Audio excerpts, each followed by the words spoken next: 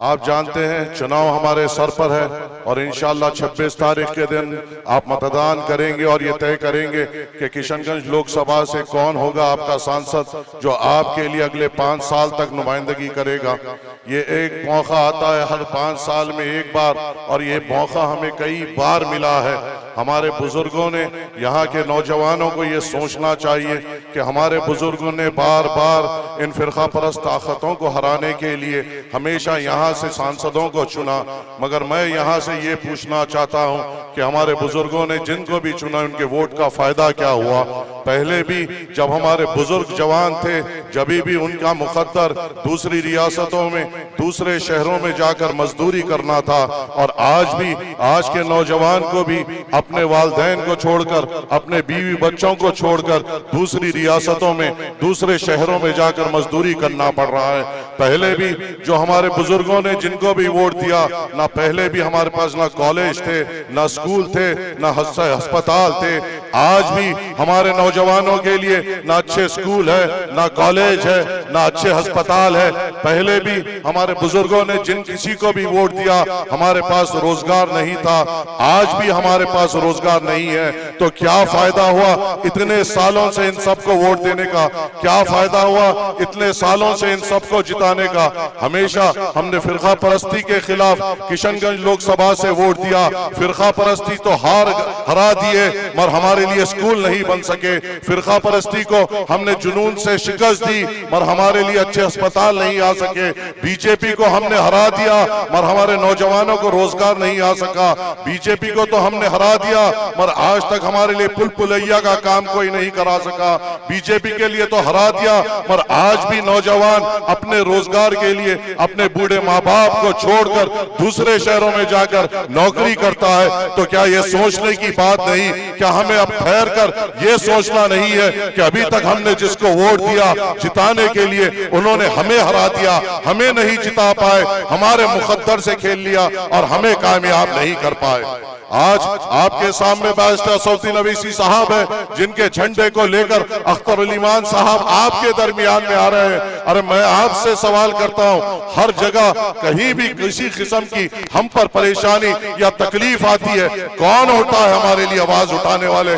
अगर ज्ञान व्यापी की बात आती है तो यहाँ के जो सांसद है वो खामोश बैठते हैं, बोलने वाले असदुद्दीन अवैसी साहब रहते हैं। बाबरी मस्जिद की जब बात होती है आपके सांसद खामोश बैठे हुए रहते हैं, बोलने वाले असदुद्दीन अवैसी साहब होते हैं। सीए एनआरसी का जब कानून आता है यहाँ के सांसद को बोलने नहीं दिया जाता, बोलते हैं तो असदुद्दीन अवैसी साहब बोलते हैं। औरतों का रिजर्वेशन की बात आती है तो आपके सांसद खामोश बैठते हैं, बोलते हैं तो असदुद्दीन अवैसी साहब बोलते हैं कि मेरे मुसलमान महिलाओं के लिए भी उसमें हिस्सा दो। हर कहीं पे भी हम पर जुल्म होता है तो हमारे लिए बात करने वाले कौन होते हैं सिवाय असदुद्दीन अवैसी साहब के? और कौन है जिनका झंडा जिनका चेहरा लेकर अख्तर अली मान साहब आपके दरमियान में आ रहे हैं? ए डगरवा के गयूर नौजवानों, बुजुर्गों, ये मौका 5 साल में एक बार आता है, इसे इस्तेमाल कर लीजिए। डगरवा में जब शुरुआत हो यहाँ से जब काउंटिंग की शुरुआत हो, उम्मीद है आपसे, तवक्को है आपसे कि आप शुरुआत से ही पतंग को पिलाएंगे और मजलिस को कामयाबी अता फरमाएंगे। आप लोग असदुद्दीन अवैसी साहब की उस बेबाक आवाज को और मजबूती देंगे।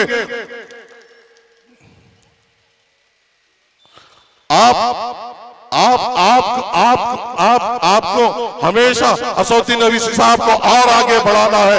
आप इनको ताकत देंगे, अख्तर अली मान साहब वहां पे जाएंगे। क्या हमें खुशी और फख्र नहीं होगी जब उस लोकसभा में असदुद्दीन अवैसी साहब के बाजू अख्तर अली मान साहब को ठहरे हुए देखेंगे और किशनगंज के लिए बात करते हुए देखेंगे? ये गौर व फिक्र हमें करना है। नौजवानों, असदुद्दीन अवैसी साहब मजलिस इत्तेहादुल मुस्लिमीन और जमात को मजबूत करना आपकी जिम्मेदारी है और आपको मेहनत करना है। 26 तारीख के दिन मजलिस के हक में वोट डाल के कामयाब करिए। शुक्रिया। अस्सलाम वालेकुम व रहमतुल्लाहि व बरकातहू। मेरे भाई, आपके शेर के बाद जो बिहार इकाई के गरीब मजलूमों की आवाज, सीमांचल ही नहीं, सीमांचल को एक नई पहचान और सीमांचल में एक नई सियासत को दिशा और दशा देने वाले हम सब के महबूब और कुल हिंद मजलिस इत्तेहादुल मुस्लिमीन बिहार इकाई के सदर अमर विधायक और मैं जनाब अख्तरुल ईमान साहब से मुअद्दिबाना गुजारिश करूंगा कि वो आए और अपने ये जम्मे गफीर को अपने आप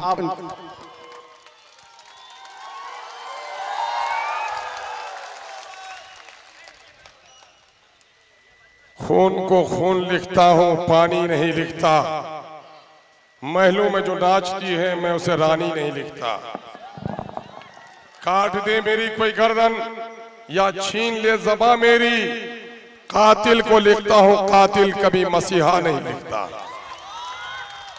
सरजमीन डगरवा में आज के इंतखाबी जलसे के सदर, हम सबों के महबूब नजर लीडर, मकबूल और मशहूर लीडर, मीरे महफिल वो मीरे कारवा जनाबे बैरिस्टर असदुद्दीन ओवैसी साहब हैदराबाद से तशरीफ फरमा, पार्टी के बिहार इकाई के जिम्मेदार, रुकने असम्बली तेलंगाना, वो साबिक मेयर शहर हैदराबाद जनाबे भाई माजिद हुसैन साहब, पार्टी के जनरल सेक्रेटरी जनाबे इंजीनियर आफ्ताब अहमद साहब, यूथ प्रेसिडेंट बिहार जनाबे आदिल हसन एडवोकेट साहब, पार्टी के पूर्णिया इकाई के सदर जनाबे भाई नदीम साहब, इस प्रखंड के सदर जनाबे भाई मौलाना तनवीर साहब, हमारे विधानसभा अध्यक्ष अजीजी भाई एहसान साहब, नौजवान लीडर मुखिया जनाबे अजीजी करजई साहब, यहाँ पर तशरीफ फरमा बिहार के मुख्तलिफ अजला से आए हुए पार्टी के सभी कारकुनान, यूपी से तशरीफ फरमा पार्टी के सैदाइयों, और यहाँ इस वक्त डगरवा के सभी पंचायत से तशरीफ फरमा गय्यूर नौजवानों, मोहतरम बुजुर्गों, मुअज़्ज़ज़ उलमा कराम, मेरे किसान भाई साथियों और मेरे हिंदू मुस्लिम दोस्तों और मीडिया के दयानतदार साथियों, ये इस वक्त का तारीखी जलसा है। इस जलसे से सीमांचल की इसकी पट्टी की नई सियासी तारीख का आगाज होना है। हमारे बुजुर्गों ने इस मुल्क को सन 1947 से पहले मुसलसल 100 सालों तक लड़कर अपनी गर्दनें कटाकर मुल्क को आजाद कराया, लेकिन अफसोस है कि आजाद हिंदुस्तान में दिल्ली और पटने की सरकारों ने इस इलाके के साथ गुलामों के जैसा हाल किया।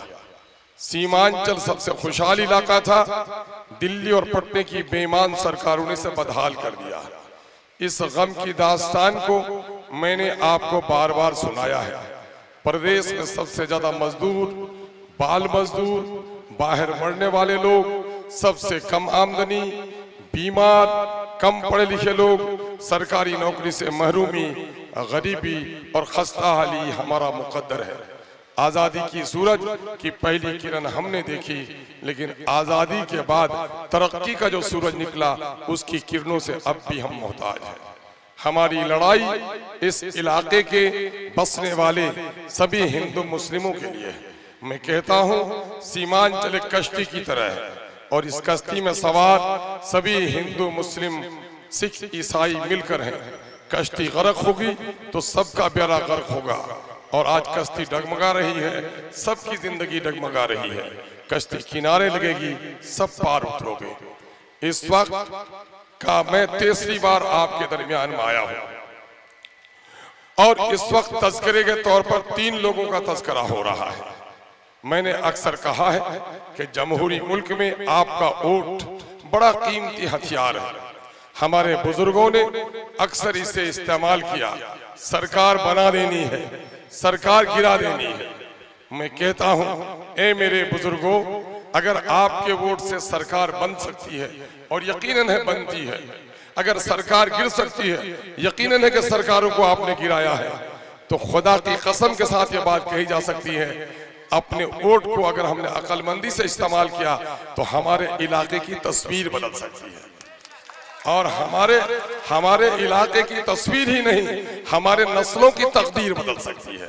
अब की बार सरकार बनाना, सरकार गिराना हमारा दूसरा पहलू होगा, लेकिन अब की बार हमने कस्में खाई हैं कि हम अपने वोट के जरिए से सीमांचल की तकदीर और तस्वीर बदलेंगे इंशाअल्लाह अज़ीज़।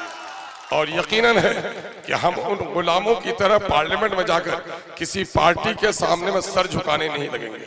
हम साफ कर देना चाहते हैं कुछ लोगों को जो कांग्रेस के गुलामी के दौर में जीने के आदी हैं, मैं साफ कर देना चाहता हूं, पार्टी की पुरानी रवायत रही है कि जब भी फासिस्टों के मुकाबले में, सांप्रदायिक शक्तियों के मुकाबले में हमारी वोट की जरूरत पड़ी है, हमने सो कॉल्ड सेकुलर लोगों का ही साथ दिया है।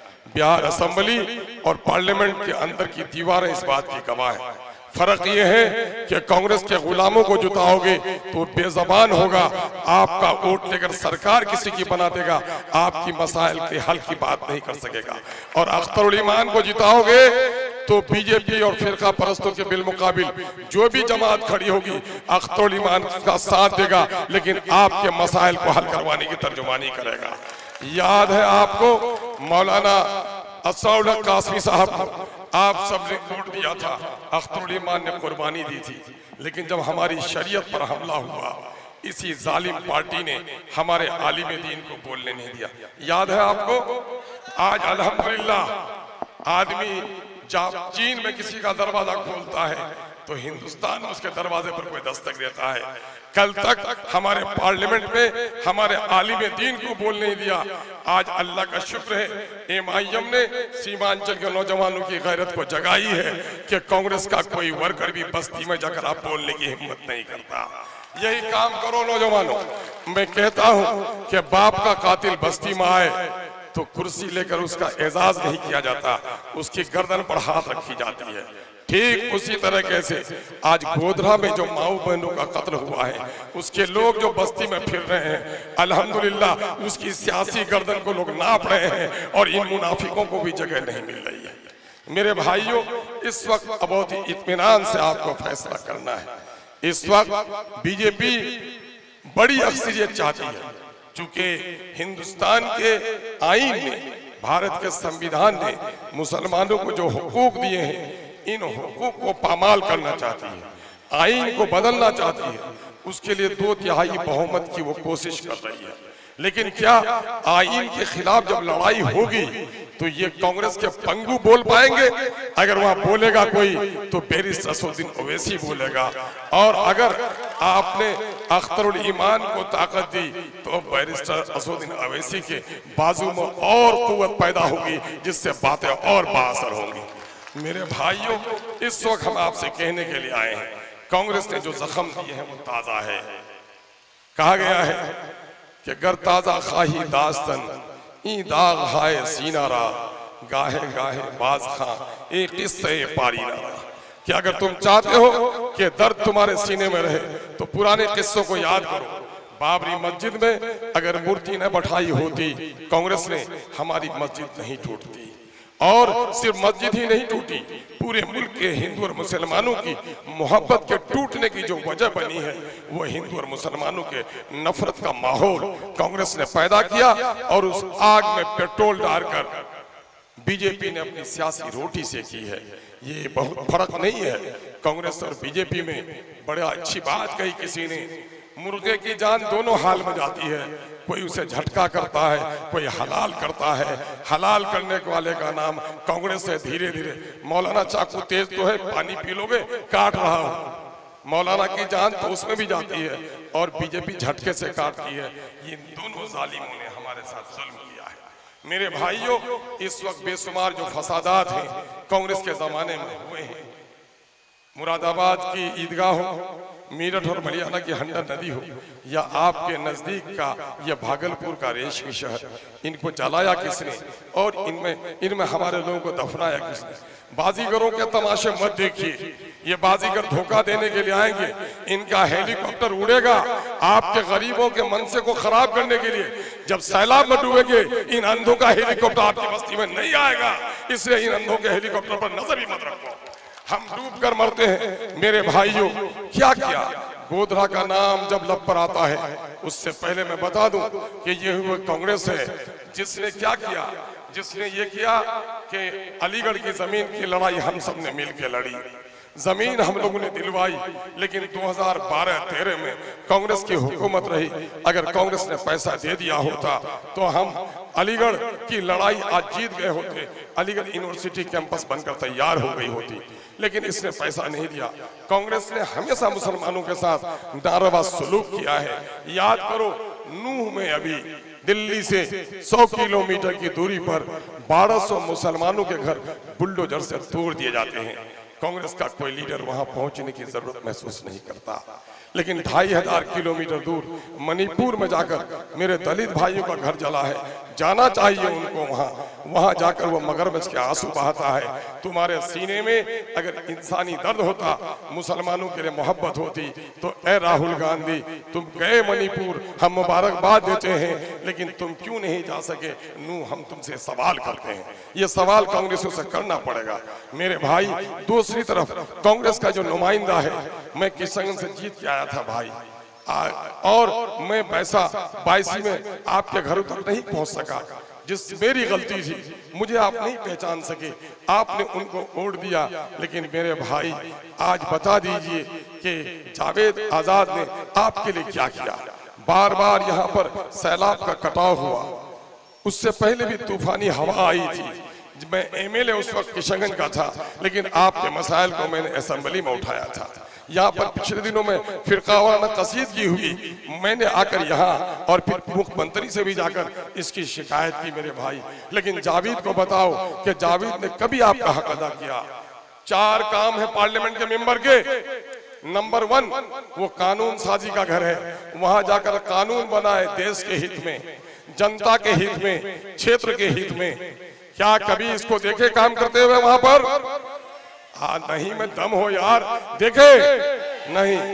दूसरा काम एमपी का है कि टैक्स के पैसे से जो तरक्की के मंसूबे बनते हैं उसको जमीन पे उतारे, अपने इलाके में लाए, कभी देखे लड़ते हुए? तीसरा काम यह है, लोक कल्याणकारी प्रोग्रामों को जमीन में उतारने के लिए एडमिनिस्ट्रेशन पर दबाव डाले, कभी किया उसने? चौथा काम एमपी का यह है कि वो इलाके में अपनी जनता के दुख सुख को सुने और उनके मसाइल को हल करने की बात करे, कभी किया उसने? ये 4 सवाल हैं। 100 नंबर का पेपर, 25-25 नंबर के 4 सवाल, क्या उसका कोई नंबर है? क्या है, 0 है कि नहीं? तो जिसका 0 हो नंबर, वो हीरो बन सकता है। तो क्या उसकी जमानत जब्त करोगे? आवाज लगाओ, जमानत जब्त करोगे? जमानत जब जब्त करोगे तो फिर ऐसे दौलत वालों को तुम्हारे दरमियान आने का मौका नहीं मिलेगा। नौजवानों, अभी मुझे खबर मिली है, कांग्रेस और जदयू ने जो देश को लूटा है, ये लूटे हुए पैसे ये बांटने की तैयारी कर रहे हैं। ये जगह जगह पैसे स्टोर कर रहे हैं ताकि लोगों के ईमानों को खरीदा जाए। लेकिन मैं इन बेईमानों को कह देना चाहता हूं कि सीमांचल के लोग गरीब हो सकते हैं, अपने भीटे की जमीन बेचकर अपने बच्चों की परवरिश कर सकते हैं, लेकिन इतने बेजमीर नहीं है कि तुम्हारे पैसे पर तुमको वोट दे सकते हैं। हाँ, मेरे नौजवानों को एक बात कहता हूं, लूटे हुए को लूट लेना, चोर को 2-4 जूते मार देना गुनाह नहीं है, शरीफ को धक्का देना भी गुनाह है, 2 लफ्ज कहना भी गुनाह है, और चोर को 2-4 जूता मारना सवाब है। इसलिए लूटे हुए लोगों के पैसे लूट लो, वोट सीमांचल की तकदीर बदलने के लिए जमीर की आवाज पर दो। हाँ, एक बात और करेंगे, एमआईएम का एक बड़ा कसूर है कि एमआईएम ने गरीबों को जगाया है, दलितों को जगाया है। समाज के बड़े बड़े जो चौधरी थे वो ये कहते हैं कि अरे पहले तो मेरे गांव में एमएलए आता था, मेरे साथ ही बैठता था, तो लेकिन ये भद्दू के यहाँ भी बैठ जाता है, ये कल्लू के यहाँ भी बैठ जाता है, ये मजदूर के यहाँ भी चला जाता है, मजदूर का बच्चा भी जाके उससे मिल लेता है, तो इनको बड़ी तकलीफ है। एक बात मैं कहता हूँ, गरीबों के बच्चे जब